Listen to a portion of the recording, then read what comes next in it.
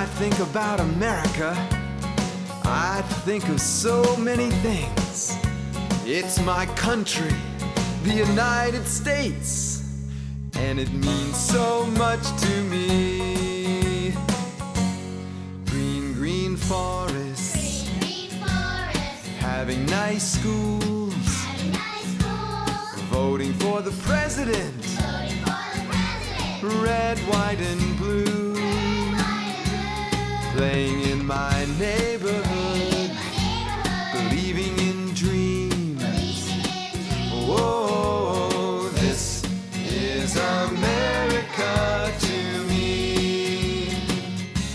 Celebrating holidays, pledge to our flag, great big mountains, learning all you can, all different colors, being what you want to be.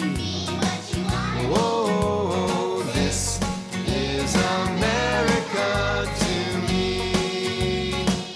Whoa, this is America, land that I love, my country, the United States, under one shining sun. So many different people, together proud and free.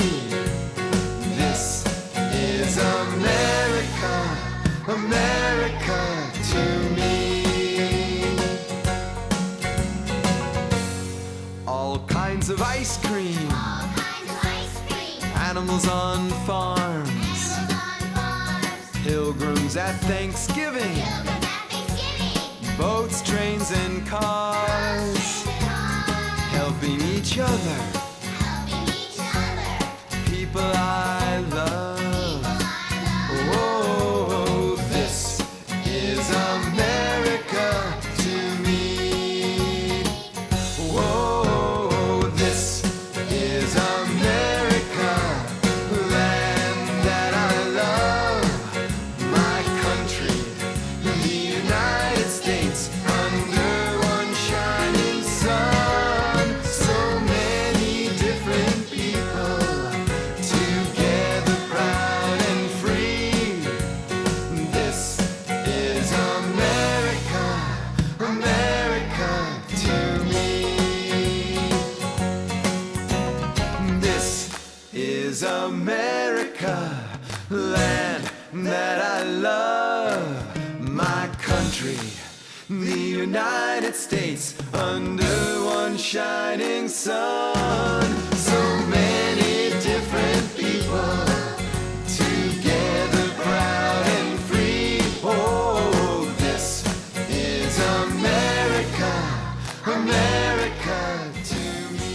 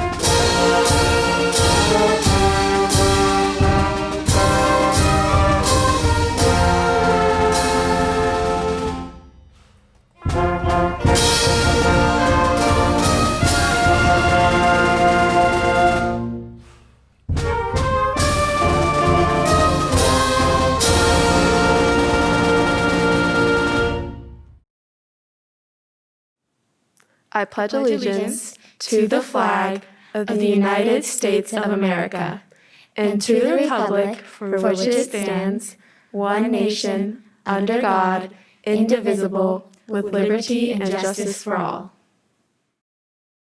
Good morning, Windermere Prep students, faculty, families, and friends.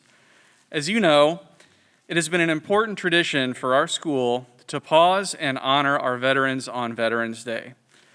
While we are unfortunately unable to bring our community together in person and invite veterans from across our community to join us today, we are grateful for the opportunity to keep our traditions alive through today's virtual ceremony. According to the United States Veterans Administration, there are about 18 million veterans living among us in every state and territory. They come from all walks of life. Some are old, some are young, some served at home, and some served overseas. Wherever they served and wherever they are from, our veterans deserve thanks and recognition on this special day designated just for them. Veterans Day, as we know it, was not always called Veterans Day. It began as a commemoration of Armistice Day, the day when fighting stopped at the end of World War I. What was then thought to be the war to end all wars formally ceased on the 11th hour of the 11th day of the 11th month. And in November 1919, President Wilson proclaimed November 11th as the first commemoration of Armistice Day. A congressional act in 1938 made the 11th of November a legal holiday in the United States. On June 1st, 1954, November 11th became a day to honor American veterans of all wars. Later that year, President Eisenhower issued the very first President's Day proclamation. Part of that proclamation states, "Now, therefore, I, Dwight D. Eisenhower, President of the United States of America, do hereby call upon all of our citizens to celebrate Thursday, November 11th, 1954, as Veterans Day. On that day, let us solemnly remember the sacrifices of all those who fought so valiantly on the seas, in the air, and on foreign shores to preserve our heritage and freedom. Let us reconsecrate ourselves to the task of promoting and enduring peace so that their efforts shall not have been in vain." A careful reading of the First Amendment of the Constitution of the United States reveals that it protects several basic liberties: freedom of religion, freedom of speech, freedom of press, freedom of petition, and freedom to assemble. We have our veterans to thank for the maintenance of these freedoms through the years and for the preservation of our special way of life, grounded in the pursuit of happiness for every single person. It's my pleasure this morning to introduce our guest speaker, Mr. Jakob Worksman. Jakob is a former Navy SEAL. He is an author and co-founder of Victory Strategies. After completing high school, Jakob deferred an acceptance to the United States Naval Academy and instead enlisted in the Navy to shorten the length of time that it would take him to become a Navy SEAL. Jakob was assigned to his first SEAL team at age 20, and during his time in the service, he was able to simultaneously achieve his bachelor's degree in organizational leadership from the University of Charleston and has also become an alumni of Harvard Business School's Executive MBA program. Throughout Jakob's career as a Navy SEAL, he was a team leader and a lead sniper. He has completed 2 deployments overseas. He has worked with governments and militaries in 11 foreign countries, and he has managed teams as large as 54 U.S. Navy SEALs. Jakob now utilizes his skills, practices, and techniques that he's acquired through his military service and his education to directly impact businesses and teams in the United States. In 2019, Jakob was awarded a position in Orlando Business Journal's 40 Under 40. Jakob is also the Central Florida co-director of the nonprofit organization SEAL Future Foundation, which is dedicated to preparing transitioning Navy SEALs for a civilian life of purpose. So ladies and gentlemen, I give you Jakob Worksman. Thank you. Thank you, and thank you, everybody, for honoring me with the opportunity to be here today and speak to all of you. And obviously, this is a good opportunity to get outside of the classroom and interact a little bit, kind of explore some of the think tanks and different reflection points as young adults and aspiring kids, looking at college and the future, et cetera. So we're going to focus on a few topics today. Like you've been told, I'm a former Navy SEAL. Who knows what a SEAL is? Can I get a show of hands? I'm going to call on you if you say you know what it is. What's a Navy SEAL? I'm pretty confident it's like a submarine, war person. Okay, close. We do operate in submarines sometimes. SEAL is an acronym that stands for Sea, Air, and Land. And it's the Navy's Special Operations Unit. Those three areas, sea, air, and land, are the areas and environments that we operate out of. And we do a lot of clandestine missions overseas in support of our country and America and our freedom. So before we jump into it, I'm going to start with a quick video that emphasizes the point of what a Navy SEAL is and some of the training we go through. Hurry up, hurry up, hurry up. Hurry up.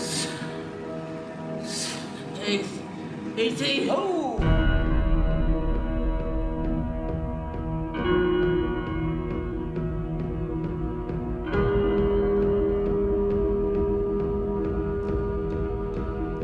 Ring the bell 3 times, put your helmet on the ground, you're done.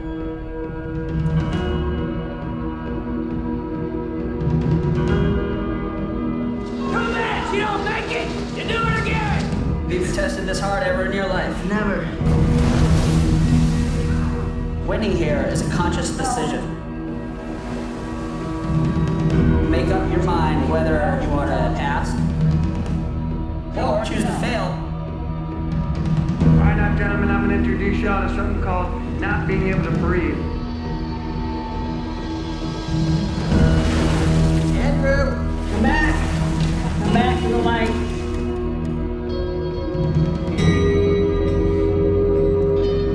Take all this shaking and all this cold, harness it, turn it into the pressure.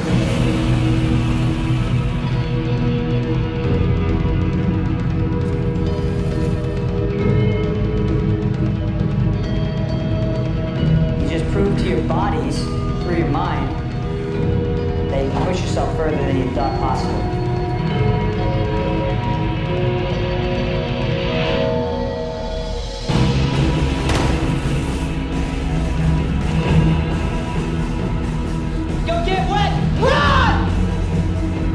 I met my limit, so that's it. You sure you want to be here? Yes, I do. Are you absolutely sure? Of course it is.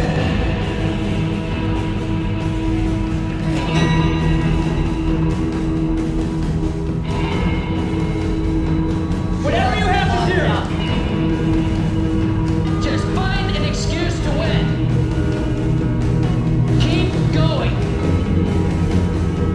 It pays to be a winner!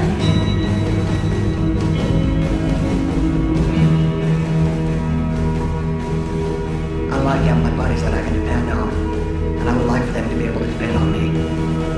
You guys are our band of brothers.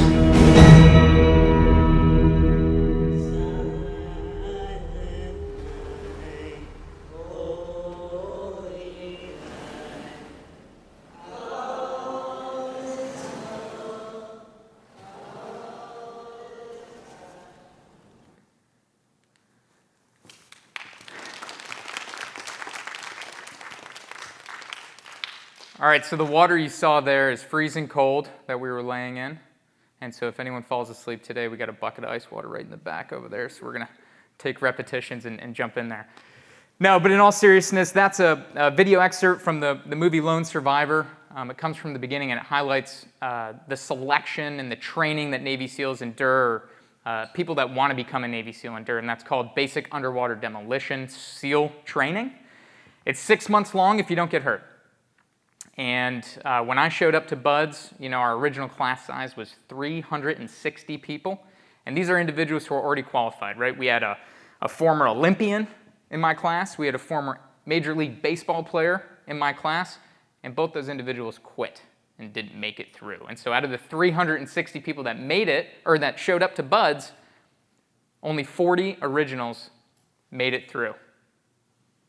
So, historically, we have a 10 to 15% pass and success rate of already qualified candidates. And so a lot of people ask me all the time, well, Jakob, why did you make it? Or, I saw the big 250-pound muscle man, coming in at 6'5", and he had tattoos, and he looked like a SEAL, but he didn't make it. What's the big difference? Why did you make it? And I always say, my mind.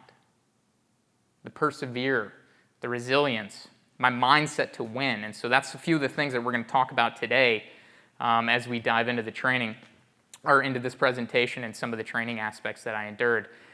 The most notorious section of SEAL training is called Hell Week. It's nearly 6 days, and you don't go to sleep once. You stay up for 6 days straight. You run over 260 miles with a big rubber boat on your head. You're cold, you're wet, you're sandy, you're exposed to hypothermia dozens and dozens of times.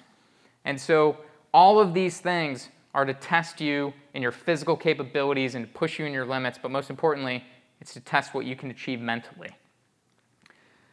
So let's talk about that, right? Buds, basic underwater demolition, SEAL training. Fail forward. Day 1 of Buds. It's a 6-month program. Day 1. I showed up with my 300-plus classmates. They said, hey, we're going to do a 4-mile timed run. And now every week during SEAL training, there's 3 evolutions that we get timed on, and it's a pass or fail. And you only get 1 silver bullet for each exercise, meaning if you can only fail it once in the entire 6 months, and you do these every week. And it's a 4-mile timed run. When you're wet, you're sandy, you're wearing boots and pants, and you're running on soft sand. It's a 2 nautical mile ocean swim. And then the last exercise is the obstacle course. Well, guess what? When Jakob, me, showed up the first day of SEAL training, I failed my first run. And then on day 2, I failed my first obstacle course. And I had run these 2 exercises multiple times. I was ready. I knew I could do the times. But because of the elements, and because I wasn't putting everything and leaving everything I had on the field, I failed those 2 evolutions. And so what that meant for me was facing failure and failing forward. So, what does fail mean? A lot of people think, okay, it's a mistake, it's something you messed up. But I look at fail as an acronym. First attempt in learning. Fail is first attempt in learning. The only real mistake you make is the one you repeat, or you make twice. So I said to myself that day, right there in that moment, after failing my first run, I'm not going to fail another run. I said to myself the second day, after failing an obstacle course, I'm not going to fail another obstacle course. I had a complete mind shift and transformation in how I viewed failure, and I wasn't going to let it stop me from achieving my lifelong goal of becoming a Navy SEAL. Empowerment and listen. So this is another aspect I want to mention because it's so important throughout your entire lives. So before I went off to become a Navy SEAL, I was 18 years old. I got a SEAL contract, right? It's a written document that said Jakob gets to go to SEAL training, gets to endure all this fun for 2 years. And my grandfather, 90 years old, World War II veteran, he lived about 6 hours away from me. I grew up in upstate New York. And my grandfather said, I wanted to go see my grandfather before I shipped off and I left for the Navy. Because I said, I might not be able to see him for a few months, maybe even years. I need to see him before I leave. And so at the time, he was living in a nursing home with my grandmother. I drove to see him. It was a day trip in the fall. I was shipping off October 2nd, or October 3rd. I should know that. And I remember getting there, end of September. And I arrived to the nursing home, and it's a sunny day, the blue skies, leaves bustling at my feet. And I went over to my grandfather and grandmother, happy to see him, gave them big hugs. And I said, Papa, let's have a cup of coffee and maybe some cookies like we used to do when I was younger and just sit in the courtyard and talk. So I wheel him out into the courtyard, and we're drinking our watered-down coffee from the nursing home, and we're eating our stale cookies from the nursing home. And we engaged in some good conversation, and then, halfway through or nearing the end of the conversation, I looked at my grandfather and I said, Papa, you've been through the Great Depression. You've been through World War II. You have 90 years of wisdom.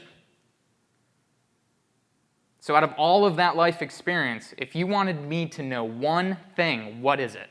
What would it be? And for 30 seconds, he stared off into the trees and the wind blowing through him. And I remember that 30 seconds felt like minutes. And after thinking and pondering at it, he looked at me and he said, Jakob, no matter what, always do what you believe is right. Simple wisdom. Simple, powerful wisdom, right? It's something we always know. Golden rule, always treat others the way you want to be treated. But after 90 years, his one-liner was, always do what you believe is right. And I didn't know the role that wisdom would play in my journey as a Navy SEAL. But to give you an example and to emphasize it, I'm going to fast forward and share a story of a training exercise, one of the first training exercises I was going to endure with my SEAL platoon when I got assigned to SEAL Team 2 in Virginia Beach. So I'm 20 years old. I finished the 2 years of SEAL training. I get assigned to a SEAL team.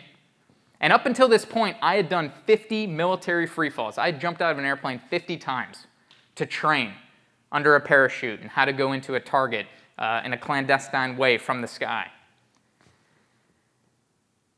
But this was going to be the first time after getting assigned to a SEAL team that I got to actually jump with my SEAL teammates, right, to learn each other's muscle memory and how to properly exit the aircraft, etc. And so up until that time, those 50 jumps through training, I had only jumped one exit, and that was a diving exit out of the airplane, out of the back of the airplane. And it was from 12,000 feet in the air. And that's important in a minute. So I remember, right? So now, again, we're fast forwarding. I'm at the SEAL team. We're in Virginia Beach. It's a hot summer day, right? 100 plus degrees. It's humid. I remember standing on the tarmac. My feet are aching from the 40 plus pounds of gear I've been holding on my body all day. The sun's beating down. My shirt's sticking to my lower back. My helmet's sticking to my head. And we're standing there, and our officer in charge comes out, and he says, all right, guys, today we're going to do a hop and pop jump out of the aircraft, and we're going to do it from 3,000 feet. Well, time out. Here's the deal. Up until this point, I've only jumped from 12,000 feet. What does that mean?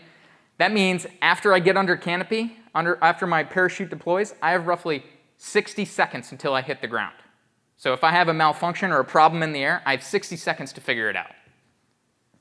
Now that my officer said, we're going to be jumping from 3,000 feet, once I get under canopy, I have less than 5 seconds to fix a problem before I hit the ground.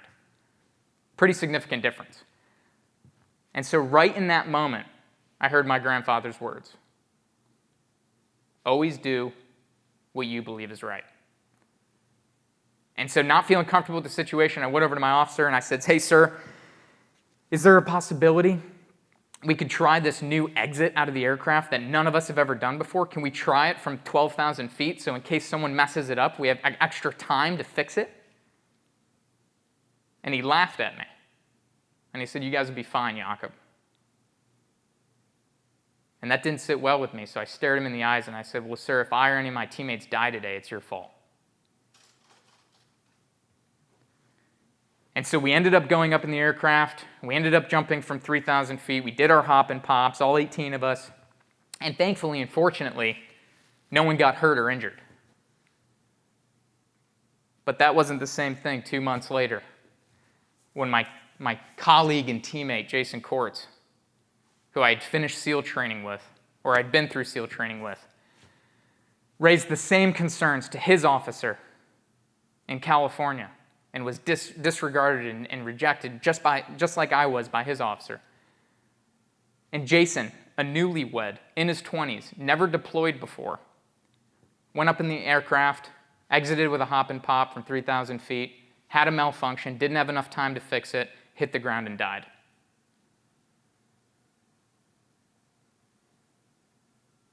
And so again, I don't share this with you to say, hey, as you grow and you look at colleges and look at what kind of profession or career you want to do, you're going to have to jump out of airplanes.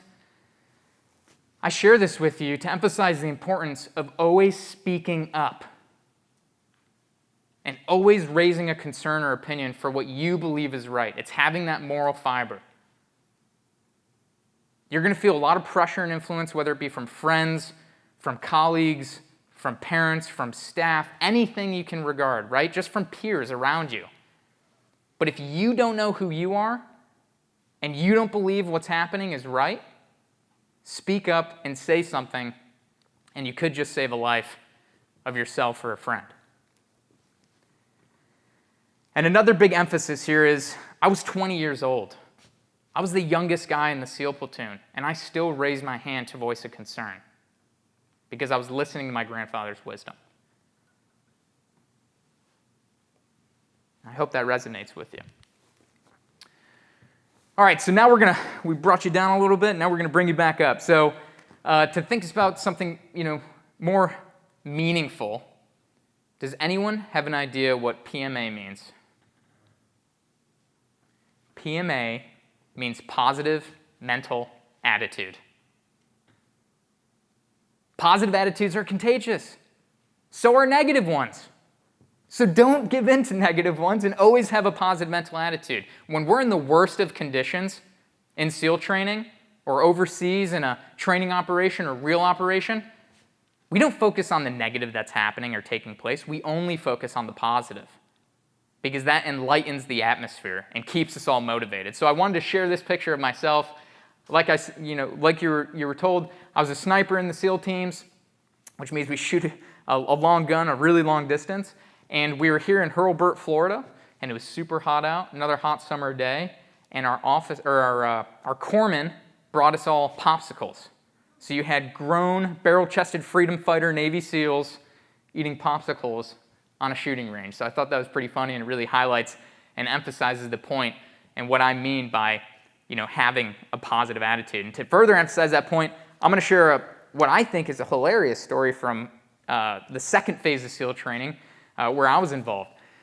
So, BUD/S, Basic Underwater Demolition SEAL Training, it's 6 months. It's broken into 3 sections. First phase is that selection. It's that Hell Week we talked about. It's really separating those from who want to be there from those who don't.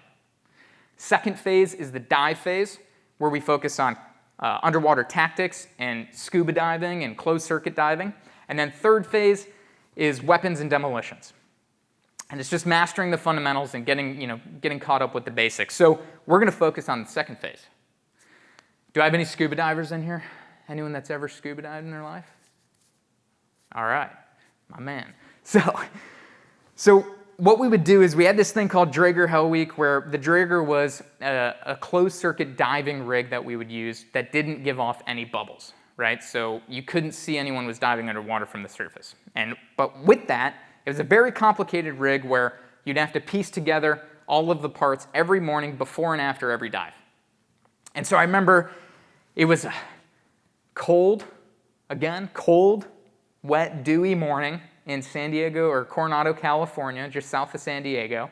And, our compound was right on the beach. So you could smell the salt from the water. And I remember, rubbing the sleep out of my eyes and showing up. And, my teammates and I are all lining up and we're building our rigs, to go dive in a training operation later that day. And I'm building this rig, and I start noticing that one of our instructors, who was a real mean person, right, really put us through a lot of torture, he was coming down the line, and he had to inspect everyone's rig to make sure it was all right. And what was happening is once he would inspect it, he would say, all right, your rig's good to go dunk it in the dip tank. Well, the dip tank was this huge, bucket or trough-looking thing where we would take our rigs over to it, we'd submerge them in the water, we'd hold it there for a few seconds, and if we didn't see any bubbles come up, then we didn't have a leak in the rig, right? So we were good to go, we could dive it. So we're lined up, we're building our rigs, and instructor, he's coming down, he's about 2 people away from me, and I start hearing he's asking this question to everyone that he inspects their rig, and he gets to, a buddy of mine, 2 people down, and he says, "Hey, Seaman Johnson, in the unlikely event you finish SEAL training, become a SEAL, are you and I going to be friends?" And this guy says, "Well, yes, instructor, of course we're going to be friends." And I'm thinking in my head, there's no way I'm going to be friends with this guy. He's putting us through hell, He's putting us through lots of torture, physical pain. And so then he gets to the second person, the person right next to me, and he asks him the same question. "Hey, Seaman, are you and I going to be friends when you finish SEAL training?" He says, "Well, yes, of course, instructor, we're going to be." And I'm saying, he better not ask me. If he asks me, I'm going to be honest. I'm going to tell him the truth. Well, of course, you guessed it. He gets to Jakob and he says, "Seaman Worksman, are we going to be friends if in the unlikely event you finish SEAL training?" And I popped too. I looked him in the eyes and I said, "Absolutely not." Well, that probably wasn't the right thing to say to him, but at least I was honest. So, he says, "Roger that, Worksman, go hit the dip tank." Well, what that meant was we were too far from the ocean and on too strict of a timeline for me to go and get myself submerged in water and roll around in sand. So he would have students run over to the dip tank, jump into the dip tank to submerge ourselves in water, and then we would have to stand wet and cold, the rest of the day. Well, he said, "Go hit the dip tank." So I start running over, and I'm running over to the dip tank, and as soon as I get there, I hit it. And I turn back, and I start running back to him, and he looked at me like, "You wise guy." And I had this look on my face like, "Oh, what did I just do?" And all my peers and classmates are looking at me like, "No way. He did not just do that," right? But what I was doing there is I was getting a little micro win, right? It felt like a little small victory to me, and it increased that morale and that positive mental attitude amongst my peers and teammates. And it was playful, of course. I went back and I jumped into the dip tank actually, right? Submerged myself in water. And when I got out, my instructor said, "Roger that, Worksman. For the next 24 hours, you're going to get wet and sandy in the ocean every hour." So I didn't sleep for the next 24 hours, and I was getting wet and sandy every hour. And so for my peers and my classmates, they're looking at me like, "Dude, you're absolutely insane." But to me, I was getting that small victory, that micro win. And what that did is for the next 3 or 4 weeks of SEAL training, when all this misery was taking place, that was still an item that my classmates would talk about because it boosted their morale so much, because it felt like we got this win over the instructors. And so, again, this is one of my tools when I'm faced with stressful situations. It's humor in stress, but a lot of the times, it's really about finding that mindset and staying positive, no matter how chaotic or stressful the situation seems to be. So when those big tests come, looking more towards Christmas vacation or the holiday vacation, just think of stay positive, take things step by step, and eventually you'll achieve the big victory and the big goal. Speaking of which, this is my diagram. We're at a academic facility. We're at Windermere Prep School. I had to show something that looks similar to a classroom. This is my control from within circle. All of this stuff I cannot control. So why should I let it control my attitude or my thoughts and beliefs? I shouldn't. These things I can control. My thoughts, my attitude, my expectations, my beliefs, my actions, my responses, my habits, my emotions, and most importantly, my effort. All these things I can control. So now that we're nearing an election, I can't control politics. Yeah, sure, I have a vote, but the outcome is what it is, but I can't let it control me. Family members dying, time going by too fast or too slow, a hurricane coming to Florida, other people's actions, bullying, people being mean to me. Hey, that sucks for them. It sucks they have to do that to others. But I'm not going to let it control any of these things. These are all things I get to control. I have the power to choose and decide that.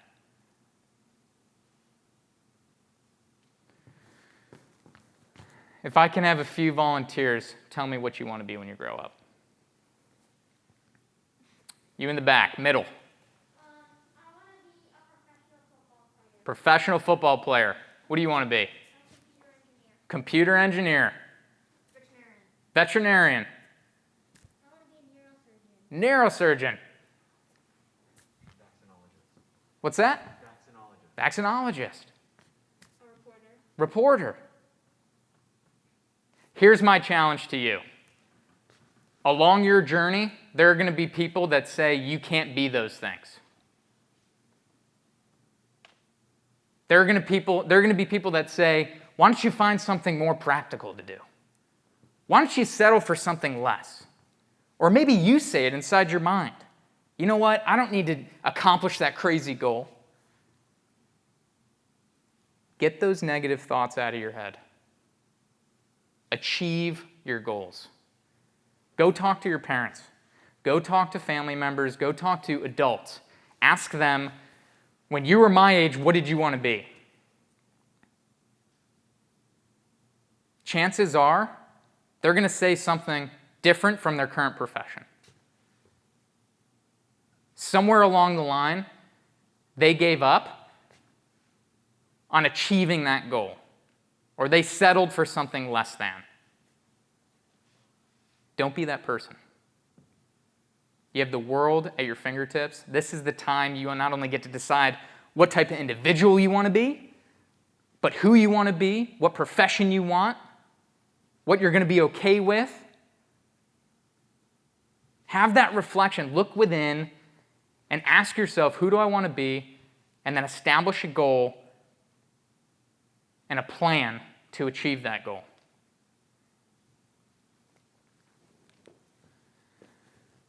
We're here to celebrate Veterans Day. And, honored and humbled. I know you've had some incredible guest speakers in the past, so I'm honored and humbled to share my message with you today. A few things that really stood out to me, and I think, I speak for most veterans when I say, Veterans Day is about the patriots, who serve, and they serve to preserve our rights as Americans. It's about patriots that serve for men and women to the right and left of them. It's patriots serve for our freedom of speech. Patriots serve so war does not come to our homeland. Patriots serve so we can have freedom of religion. Patriots serve so our children and loved ones never have to see the sight of war. Patriots serve for so many reasons within our country.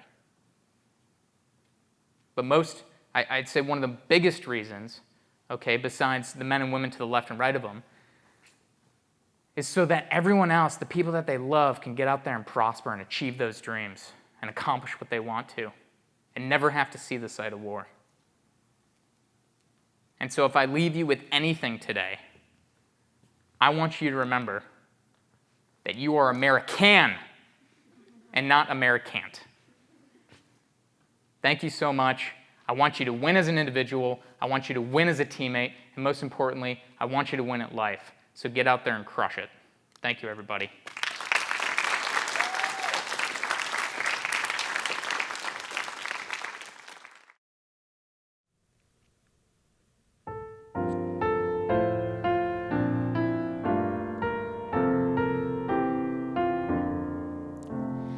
Oh, we've been given by those who came before the dream of a nation where freedom would endure.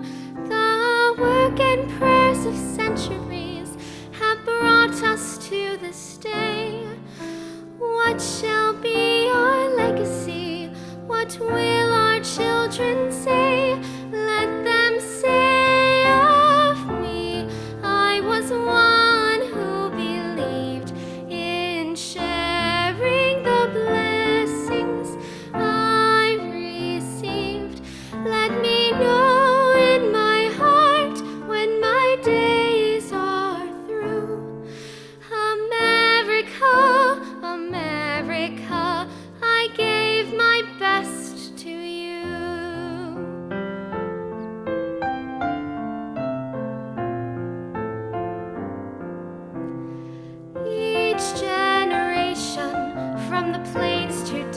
unsure. Were the gifts that they were given, were determined to leave more. Valiant battles fought together, acts of conscience fought alone. These are the seeds from which America has grown. Let them say of me, I was one who believed in sharing the blessings I received. Let me know in my heart when my days are through. America, America, I gave my best to you.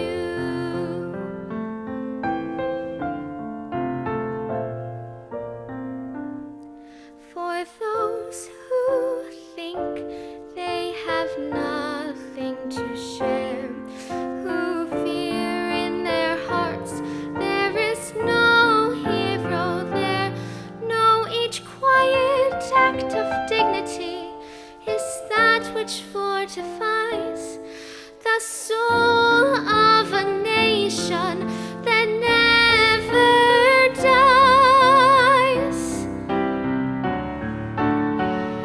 Let them say of me, I was one who believed in sharing the blessings I received.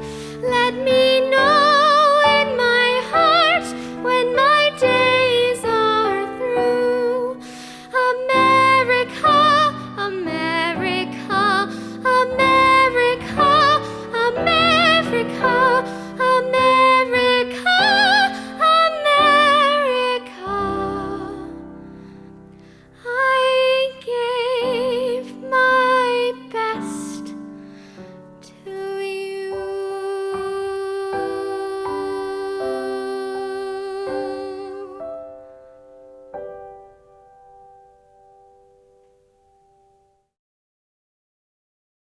So thank you, Jakob, for sharing your important leadership lessons and experiences through your military service. Most importantly, we thank you for your service to our country. For our students, our staff, and all members of our community, thank you for taking a moment today to recognize the service of our veterans. If you have a friend, a family member, or a neighbor that you know has served our country, please take a moment to thank them today. What do you say to a veteran on Veterans Day? To all veterans of all branches, thank you for your sacrifice, for your bravery, and the example you set for us all. In short, thank you for your service. To all those who have served and all those who continue to serve, happy Veterans Day.